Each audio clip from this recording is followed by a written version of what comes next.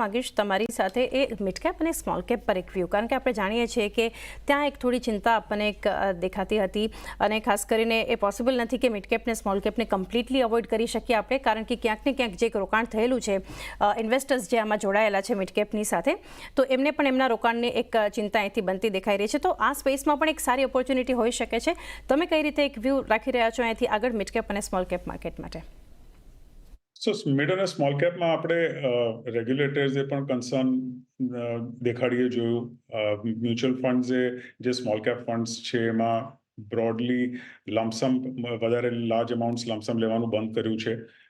Almost all mutual ફંડ્સે broadly valuations જોઈએ તો મિડ અને સ્મોલ કેપમાં ડેફિનેટલી સ્ટ્રેચ્ડ ગણી શકાય. જે ઓવરઓલ એવરેજ આપણે હિસ્ટોરિકલ એવરેજ જોયું છે એના કરતાં વેલ્યુએશન્સ વધારે ગણી શકાય.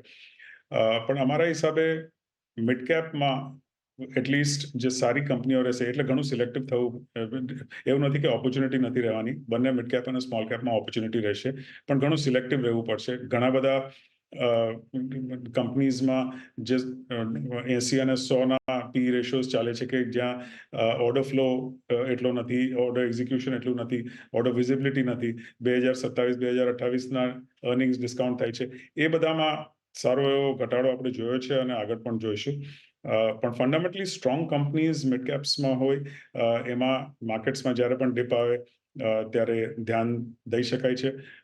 અને એમાં ભલે શોર્ટ ટર્મમાં જેટલું આપણે ગેઇન્સ જોયા છે મિડ અને સ્મોલ કેપમાં એટલા 2024માં ગેઇન્સ ના મળે, પણ એટલીસ્ટ પોર્ટફોલિયો પોઈન્ટ ઓફ વ્યૂથી સ્ટ્રોંગર મિડ કેપ્સમાં જ્યારે પણ ઘટાડો થાય ત્યારે એમાં નિબલ કરી શકાય છે.